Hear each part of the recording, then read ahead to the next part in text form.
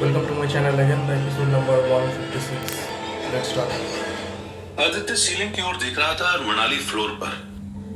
दोनों के ही मन में ऐसा कुछ स्पेसिफिक नहीं चल रहा था जिसे वो एक दूसरे से शेयर कर सकते थे। यही बात उन्हें पूरे माहौल से अलग बना रही थी। आदित्य ने आसपास देखा तो उसे दिखा कि वहां लोग आना जाना कर रहे थे। कहीं पेशेंट्स थे तो कहीं उनके साथ वाले लोग, कुछ कंपाउंडर्स और नर्स, और वहीं कुछ पुलिस वाले भी थे। पुलिस वालों को देखकर आदित्य को एक बार गौतम की याद आई और उसे चिंता हुई कि जब वो यहां आया है तो जरूर ही निखिल ने उसे ढूंढ लिया होगा। उसे इस बात को सोचकर अफसोस होने लगा कि गौतम उसके हाथ से निकल गया। लेकिन फिर ट्विंकल की इमेज उसके सामने आई और उसने इस थॉट को अपने मन से निकाल दिया। आदित्य आसपास देखते हुए मनाली पर रुका। वो उसे थोड़ी क्यूरियस, चिंता में और नर्वस दिख रही थी। आदित्य ने सोचा कि शायद वो भी ट्विंकल को लेकर चिंता में है या फिर कोई ऐसी बात जिसको वो खुलकर कहना नहीं चाह रही। आदित्य उसकी तरफ देख रहा था लेकिन वो एक बार भी नहीं पलटी। तब आदित्य ने देखा कि डॉक्टर ईरानी उनके पास ही आ रहे हैं। वो उन्हें देखकर खड़ा हो गया। तब मनाली भी अपने थॉट से बाहर निकली और वो भी खड़ी हो गई। आदित्य ने देखा कि डॉक्टर ईरानी बहुत चिंता में दिख रहे हैं। उनके माथे से लगातार पसीना बह रहा है और वो आदित्य से नजरें चुराने की कोशिश भी कर रहे थे।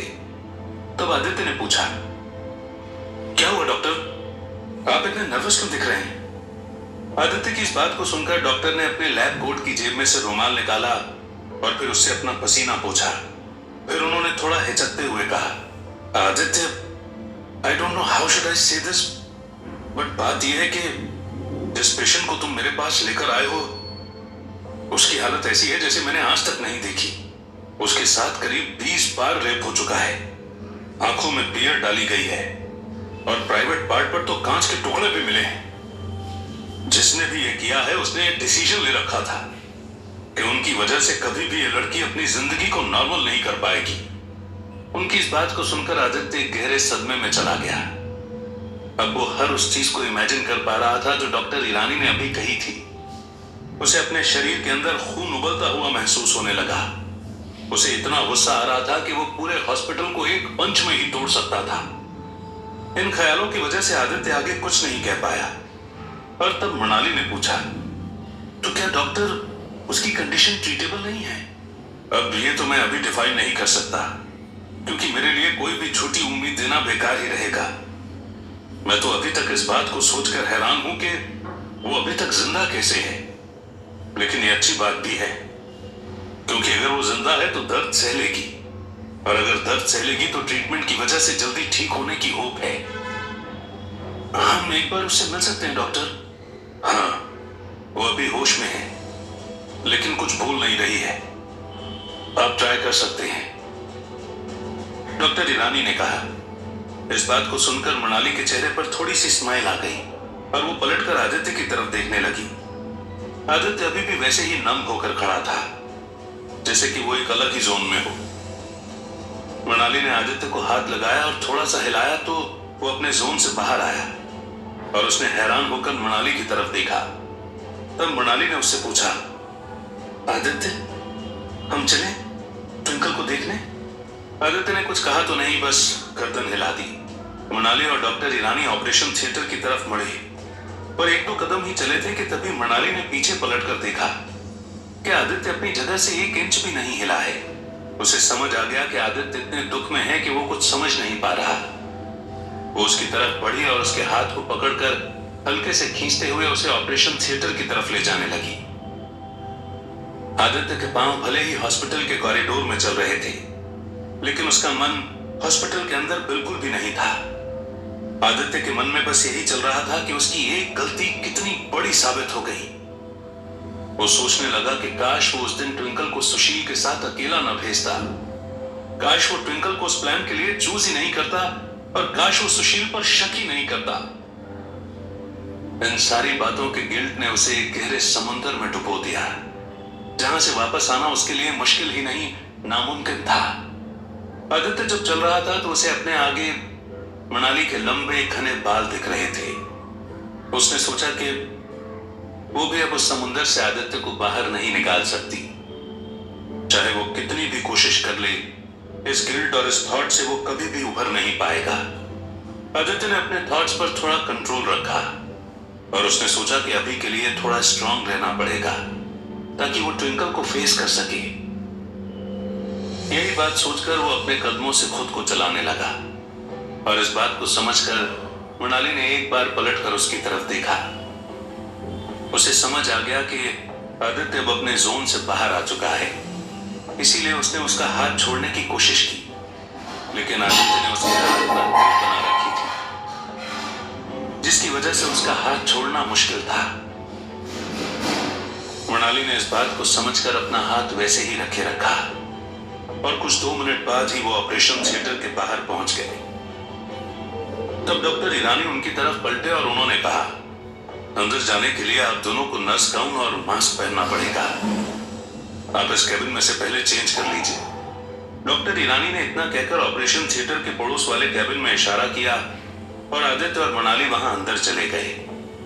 कैबिन के अंदर एक नर्स बैठी थी जिसने आदित्य और मृणाली को जेंट्स और लेडीज के हिसाब से चेंजिंग रूम में उन्हें ग्रीन कलर के गाउन के साथ भेजा। थोड़ी ही देर में दोनों गाउन, मास्क और ग्लव्स पहनकर उस कैबिन से बाहर निकल गए। डॉक्टर ईरानी ने फिर ऑपरेशन थिएटर का दरवाजा खोला और वो दोनों उसमें एंटर हुए। दोनों पहली बार ही ऑपरेशन थिएटर में घुसे थे। वो बिल्कुल वैसा ही था जैसा मूवीज में दिखाते हैं, लेकिन वहां रोशनी ज्यादा थी, इसलिए सब कुछ देख पाना आसान था। एक कोने में एक टेबल थी जिस पर सारे टूल्स रखे हुए थे। दूसरी पर ECG machine, heart rate monitor और उससे ही टिका हुआ ऑक्सीजन टैंक रखा हुआ था। बीच में बेड लगा हुआ था और जिस पर ट्विंकल थी और जो बेसुध हालत में बस सिर के ऊपर जल रही लाइट को ही देख रही थी। बहुत ही ज्यादा झटका लगा और उसका दिल रोने को किया, लेकिन उसने सोचा कि वो अभी रो नहीं सकता, इसलिए वो वहीं खड़ा रहा। तब डॉक्टर ईरानी ने कहा, आप दोनों बात कीजिए, अगर कुछ भी प्रॉब्लम हो तो इस बटन को दबा देना, मैं तुरंत ही आ जाऊंगा। डॉक्टर ईरानी ने इतना कहकर एक लाल बटन की तरफ इशारा किया जो बेड के बिल्कुल पास में लगा था। उसके बाद वो बाहर निकल गए। मृणाली ने एक बार आदित्य को देखा और उसे फिर दिख गया कि आदित्य किस कंडीशन में है। उसने उसका हाथ पकड़ा और उसे खींचते हुए बेड के पास वाली चेयर पर बैठा दिया और खुद भी वहीं बैठ गई। आदित्य ट्विंकल की तरफ ही देख रहा था और वहीं ट्विंकल बस उस लाइट को ऐसे घूर रही थी जैसे वो उसकी आंखों को हर्ट ही नहीं कर रही है। तब मृणाली ने आदित्य के लैप पर अपना हाथ रखा और जब आदित्य उसकी तरफ पलटा तब मृणाली ने गर्दन हिला दी। इसका यही मतलब था कि वो चाहती है कि आदित्य कुछ कहे। आदित्य इस बात को समझ गया और फिर वो ट्विंकल की तरफ मुड़ा और उसने धीरे से कहा, ट्विंकल। कमरे में साइलेंस होने की वजह से आदित्य के सारे शब्द क्लियर थे। उसकी आवाज को सुनकर ट्विंकल ने फाइनली अपनी नजरें लाइट से हटाई और धीरे से गर्दन घुमाते हुए आदित्य की तरफ देखा। उसकी आंखों में अभी भी खून दिख रहा था और आदित्य के लिए वो सीन देख पाना थोड़ा मुश्किल था। आदित्य को वो कंफ्यूज दिख रही थी और उसे लगा ये इसलिए है क्योंकि वो मास्क की वजह से आदित्य को पहचान नहीं पा रही है। इसलिए आदित्य ने अपना मास्क उतार दिया। जैसे ही उसका चेहरा ट्विंकल की आंखों के सामने आया तभी ट्विंकल की आंखों में आंसू आ गए। उसकी आंखों से आंसू बहकर उसकी गर्दन पर जाने लगे और आदित्य उसे देखकर अपने आंसू कंट्रोल नहीं कर पाया और वो भी रोने लग गया। तब ट्विंकल ने धीरे से अपना हाथ हिलाया और आदित्य ने उसका हाथ पकड़ लिया। उसे उसका हाथ बहुत गर्म महसूस हो रहा था, जिसकी वजह से आदित्य ने उसे बड़े आराम से उसे पकड़ लिया था। तब ट्विंकल ने बड़ी मुश्किल से फुसफुसाते हुए कहा, आदित्य। हाँ ट्विंकल, कैसे हो आदित्य? ट्विंकल ने बहुत धीरे से पूछा। आदित्य को यह सुनकर थोड़ा बुरा लगा क्योंकि ऐसी हालत में होते हुए भी वो उसके बारे में पूछ रही थी। तब ट्विंकल ने नजरें घुमाकर मृणाली की तरफ देखा और उसके चेहरे पर स्माइल आ गई। वो थोड़ा सीधा होने की कोशिश करने लगी तब आदित्य ने उसे बीच में ही रोक दिया और कहा, हेलो मत ट्विंकल, रुको। आदित्य ने इतना कहकर बेड के साइड वाला लीवर थोड़ा सा प्रेस किया, जिसकी वजह से बेड थोड़ा एंगल में आ गया और ट्विंकल थोड़ी सी सीधी हो गई। उसके चेहरे पर अभी भी एक हल्की स्माइल थी। पर वहीं आदित्य और मनाली दोनों अब आंसू बहा रहे थे। तब आदित्य ने कहा, तुम्हारे साथ जिसने भी ये किया है उनको मैं जिंदा नहीं छोड़ूंगा ट्विंकल। बस तुम मुझे बताओ कि ये किसने किया है। आदित्य, तुम आज भी बहुत अजीब बातें करते हो, ट्विंकल इतना कहकर हंसने लगी और आदित्य भी हंस दिया। फिर ट्विंकल ने कहा, सुशील, अनुराग, निखिल और करण, इन सब ने मुझे और अमित को बहुत दुख दिया है आदित्य। ट्विंकल इतना कहकर ही थोड़ा हैरान हुई और आसपास देखने लगी जैसे वो कोई चीज ढूंढ रही हो।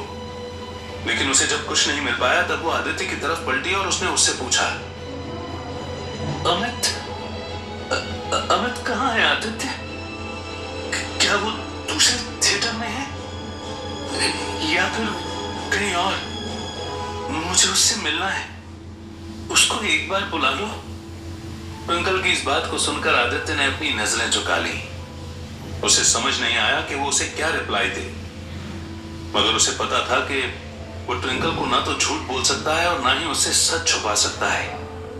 यही बात सोचकर उसने फिर से उसकी तरफ देखा और फिर हिम्मत करके कहा, मैं अमित को नहीं छुड़वा पाया हूं ट्विंकल, वो अभी भी उनके कब्जे में ही है, लेकिन मैं जल्दी ही उसे फ्री करवा लूंगा और तुम्हारे पास लेकर आ जाऊंगा।